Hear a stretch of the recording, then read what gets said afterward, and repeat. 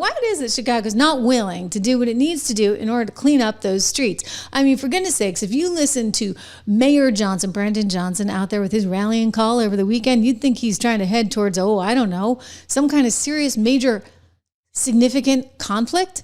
I mean, you listen to this and you tell me, what is he trying to gin up? I don't like it.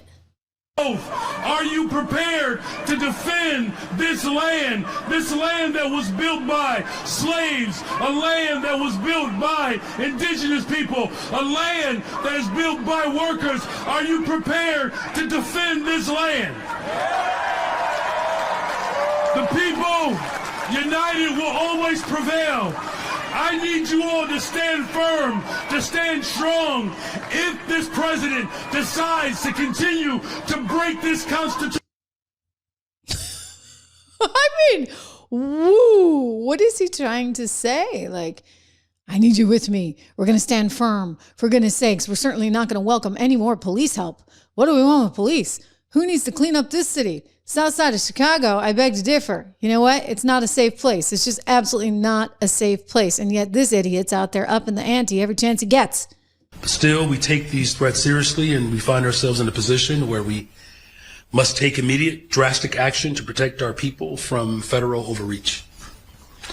I'm signing an executive order today that will launch the Protecting Chicago Initiative.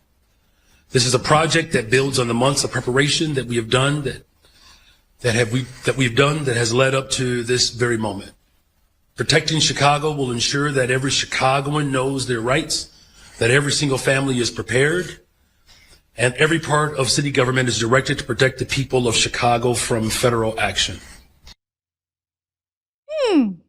You are really scared that you might actually get some help, because maybe that'll make it obvious that you could have done it all along, but you just chose not to for whatever reason. Look, I will say this, the Democrats just don't get it. And this is becoming increasingly apparent, even, dare I say, in the mainstream media. I mean, when CNN's calling you out, when MSNBC's Morning Joe is calling you out, Chicago, you got a problem. I want to show you this elderman who went on TV on CNN over the weekend. And frankly, I'm like embarrassed for him. He couldn't answer this simple question, and it is embarrassing. Look, Chicago had a horrible weekend. There were more deaths on the streets of Chicago once again, because this is a terrible, terrible city that doesn't do enough to police itself. It's out of control. Let's just admit it. Okay, guys? Like, we don't have to have egos about it. Let's clean it up, shall we? Anyway, this guy's asked about it, and listen to his response. How do you respond to the argument that there were something like 50 plus shootings, 52 people, I should say, were shot in Chicago, 30 different shootings over the holiday weekend, 7 people killed. Aren't numbers like that still a problem that your city needs to address? What more can be done to address that?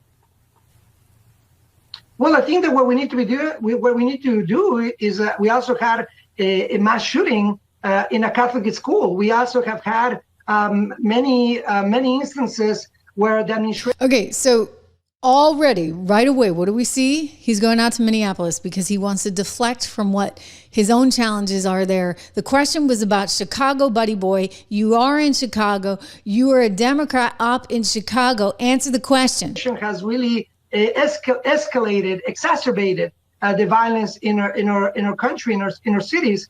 Trump is a dictator. I think we got to be very clear. He's trying to normalize violence. And then we go to Trump is a dictator. Let's be very clear. Believe my words. Believe my words. I said it. And I'm going to keep saying it over and over and over again until you people finally believe it. Oh, except you see, America elected him twice. Well, that we know of, right?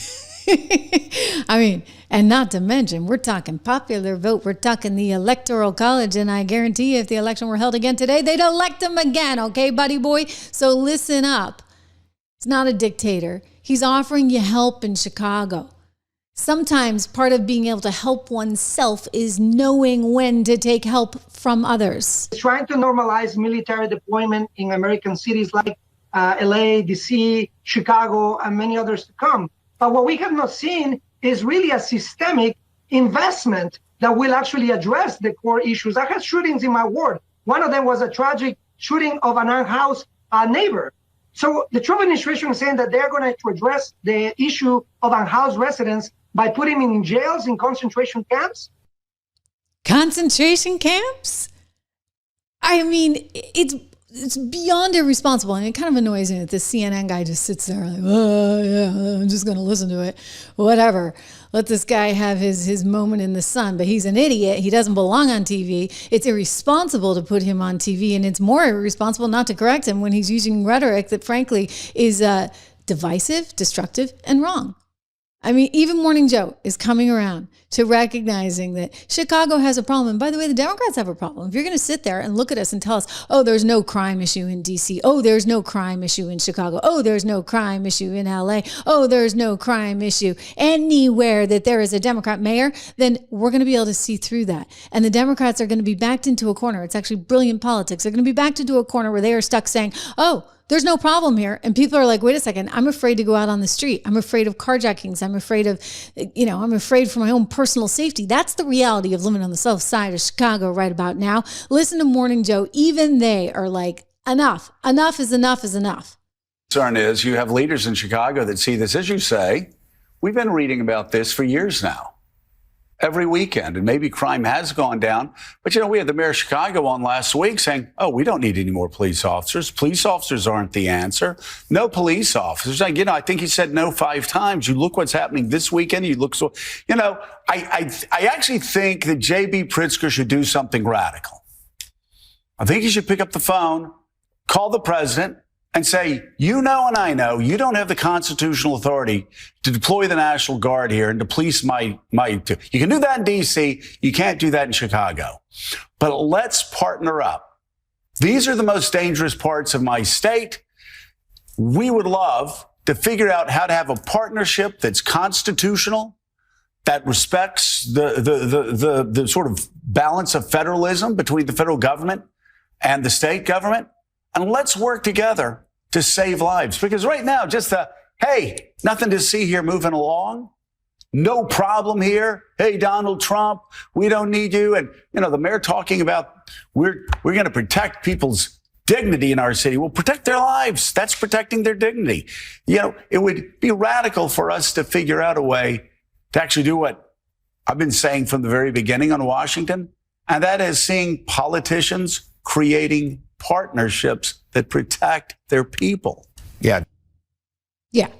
But, that would actually be admitting that you can't do it on your own. And for whatever reason, these guys just don't want to admit that they can't do it on their own. But I'll tell you, it's going to reach a breaking point. I mean, already citizens are saying over and over again, hey, Mayor Johnson, we need help. Do something. Bring Trump here. You all stood up there and said you will not allow Trump to come in here and get these illegals. Yeah, you can smile. We're in $1 billion deficit. And you spent half of our money, half of that on illegals. You campaign and double down that you would not raise property taxes. I won't raise your property taxes. You wanted to raise our taxes $300 million. They shut it down. Now we back here for $150 million. Okay. See, this is what we asking now. Since you want to crash out, some of y'all say y'all willing to go to jail for it. Trump, Tom Homan, make an example at this right here first. Please come here first. Spend our tax dollars to go. Michael Reid, you said to take Trump to court to protect these illegals. That's cool because we about to make all of y'all aldermen famous. Y'all think this is how it's gonna ride? I think not. Flip Chicago red. We not playing. This was going to happen to you. You got Kash Patel and Pam Bundy that you're going to have to deal with sooner than later. Then it's going to be an audit. Next, it's going to be an investigation. Then it's going to be an indictment. Conviction. That's what's going to happen to you. Mr. Brandon Johnson, I'm up here. I am speaking right now. So I would love your undivided attention, please. I'll wait. So this just proves to you the lack of leadership that you show in this city. You can't even give me straight eye contact. Now, I'm going to let you know now, the people of Chicago, we're done with you. It is insane how we have been voting Democrat for over 60 plus years, and we've never seen a change from people like you, Lori Lightfoot, Rob Emanuel. It is insane. Chicago was 37% red. In 2020, it was only 15%. So we're waking up. So you can pretend that this isn't happening, but I know for a fact that you will not have that seat the next election. You so strong about protecting those aliens, but you won't do nothing for the U.S. citizens. You see, that's a common theme that you're hearing there in the streets of Chicago. In fact, we saw this with a woman that was interviewed just recently. This was actually on my Shorts feed, saying, what the heck? Why is everybody getting all this stuff? But, the people of Chicago are getting nothing. She nails it. I'm a person that lives on the south side of Chicago, and the migrants that have come in, at one point, they were coming in. We were feeling very sorry for them because they came in at a time where the weather was cold. So we're seeing all these people in tents and all this and that. But then we find out that they're getting $15,000 in food stamps, $5,000 in cash. I work for a company, which I will not say, that they're able to come in and they're able to get internet and Wi-Fi and all of this for free because guess what? The government are paying their rent for 2 years. Why is the government paying people that came from another country rent for 2 years? Can we explain that? Bingo. No, you can't explain it. You can't explain it. Oh, other than, I think if we're really going to try and explain it, guys, I think we're going to get back to, what was that? Oh, that little thing called gerrymandering. This is their own version of it, a different kind of thing. Maybe it's a census thing. The more people you have, the more you can have representation. Was that what it's about? We don't really know. But I want to get to this other story in a second. YouTuber being called out by the New York Times. We're going to get there because Benny didn't deserve this, but we're going to talk about it in a second. First, remember who this is, this guy, Johnson, because Mayor Johnson believes in hiring, apparently, only people that look like him. For real. Some detractors that will push back on me and say, the only thing that the mayor talks about is the hiring of black people. No, what I'm saying is when you hire our people, we always look out for everybody else. We are the most generous people on the planet. I don't know too many cultures that have play cousins. That's how generous we are. We just make somebody a family member, right? This is how we are. And so business and economic neighborhood development, the deputy mayor is a black woman. Department of Planning and Development is a black woman. Infrastructure deputy mayor is a black woman. Chief operations officer is a black man. Budget director is a black woman. Senior advisor is a black man. And I'm laying that out because when you ask, how do we ensure that our people get a chance to grow their business? So you're more obsessed with DEI stuff, right? Than actually being obsessed with stuff that really does matter. And I'll tell you, the DEI stuff, it's getting kind of old. You know how I know it's getting kind of old? Well, for one thing, it's been ruled to be unconstitutional by the Supreme Court. Just ask Harvard. You also have a situation where ABC News and Disney happen to be trying to figure out how they're going to manage all of this. But then you also have this going on. You see, apparently, Joy Reid, I know you guys hate to watch her, but she doesn't get that actually this is not a good thing. Okay, so Joy Reid came out and said recently, yes, I'm DEI. I'm so proud of it. I wouldn't have the jobs or the education I have if it wasn't for DEI. I mean, this is not something to be proud of, Joy. No. As many times as I have been called DEI or an affirmative action baby and all that, you know what I never get? Mad. Because I actually am very much in favor of DEI. I don't take that as an insult because I understand that that means that I'm just damn excellent and innovative. And yeah, I am DEI. I'm bringing diversity and that's bringing something great. You're not insulting me. If you say, oh, you're an affirmative action person that got into Harvard, I'm like, yeah, I got into Harvard with affirmative action and Yale and Brown and also, Vassar, and the University of Denver. Yeah, and And wouldn't you prefer to be able to get there, like on your own 2 feet? Wouldn't you actually think it would be more of an accomplishment if you were able to do that all on your own, Joy Baby? I mean, instead of having to be a DEI card, I don't think that's the solution. I don't think that's the way there.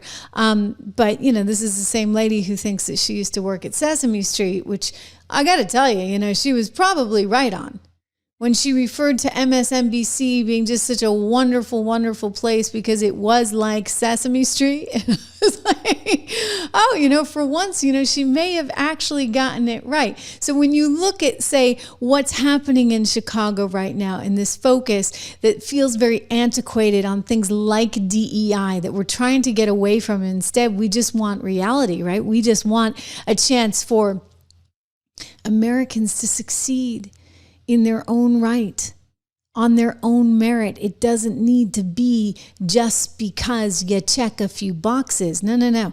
Like, those days are gone and over. And as I said, they're quite antiquated at this point, except for people like Joy Reid and perhaps the mayor of Chicago, who's trying to bring this all back. But, you know, the mayor of Chicago, as you heard from his own residents, he's going to actually find himself out on the floor. I mean, I don't think he's going to be able to continue because, you know, when Morning Joe, it's not like we're talking about a conservative here, asks you 5 different times, hey, would you be willing to take a little extra funding to have some more police? And this is your answer.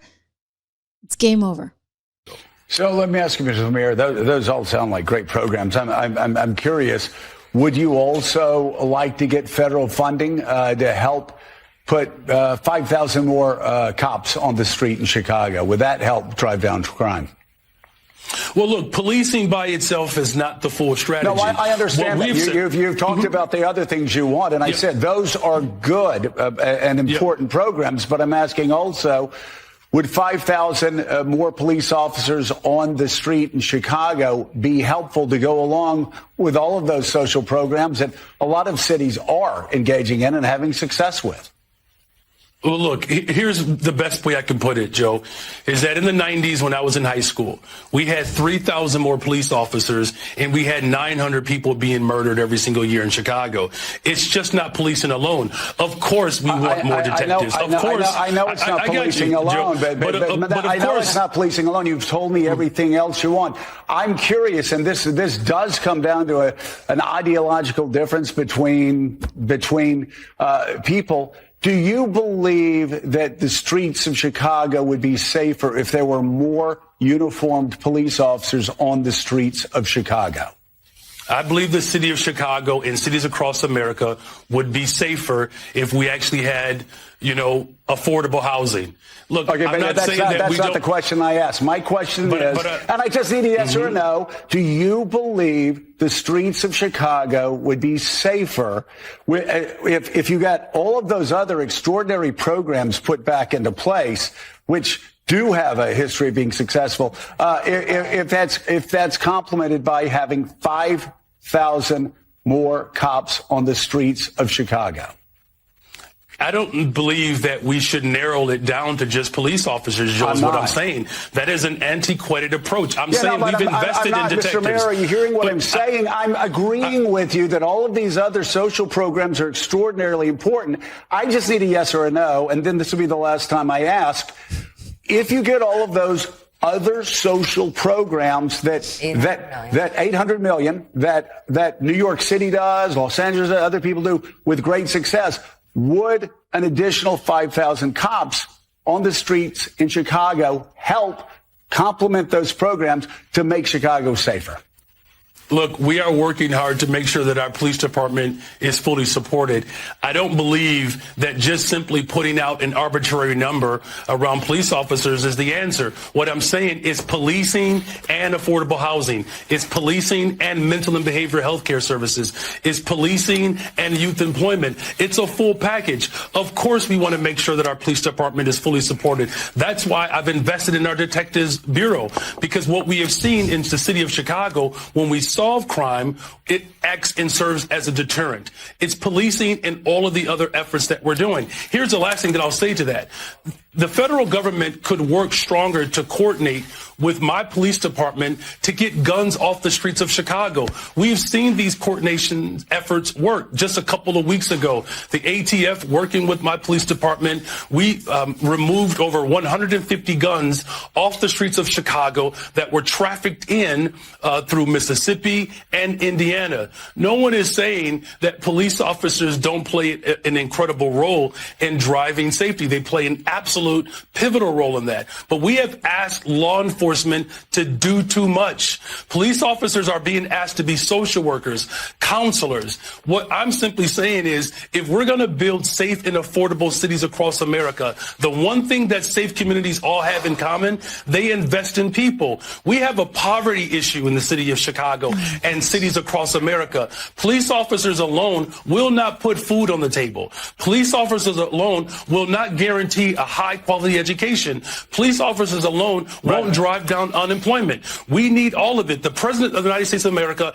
and the federal government could restore Medicaid. They could restore SNAP. They could stop defunding our public education system. Here's the most important point here. Oh my God. I can't take it Brandeis, anymore. I'm sorry, guys. You know what? My patience is running thin with him.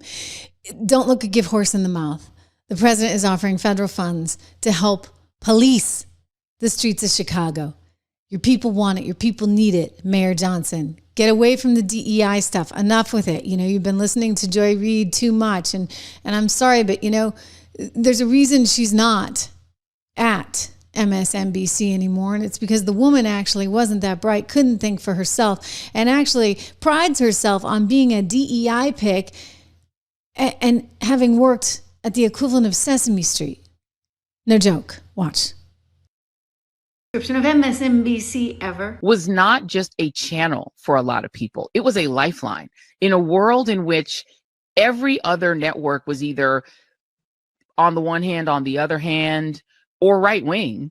MSNBC was like a respite for people. People believed that every single person on MSNBC was their personal friend. We were their friend in their head. We were the good liberal friend who they could talk with. We were a diverse, interesting crew. We had all kinds of people. We had gay folks, straight folks, men, women, blacks, Latinos, Asians. We had all these different people. So we were relatable, right? We were like Sesame Street to people. Sesame Street. Yeah, exactly. That's part of the problem, honey.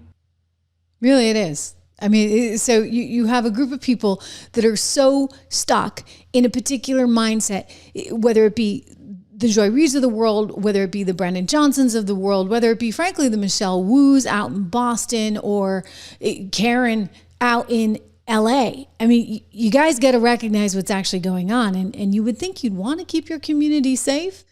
You'd think, but that might mean admitting that you couldn't do it on your own. God forbid that happen.